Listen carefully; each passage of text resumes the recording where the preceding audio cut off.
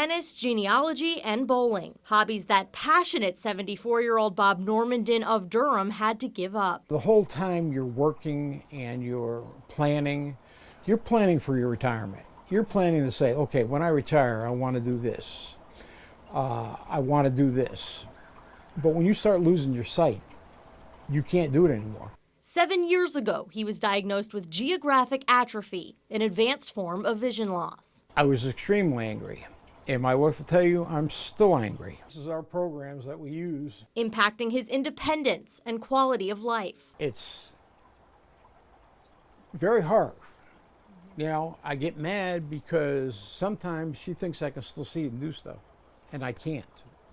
My daughter is the same way. Dad, you can, no, I can't. I can't see this. You guys don't, you got to remember, I cannot see it to do it anymore. Though he uses tools like these to help him see, he sought out a way to slow his disease down. A few years ago, he signed up for a clinical study of the drug Syfovre, given through an injection to his right eye. It was recently approved by the FDA. If you get to the point where you have an ailment in your body and there is a solution to help that ailment stop or slow down, unless you're nuts, you're going to do it. He said it's not as painful as you might think, and doctors numb the eye so it only feels like pressure. His doctor was the lead investigator for the study, an associate professor at Duke University. She says as long as patients stay on the treatment, benefits will increase over time. It's a huge deal.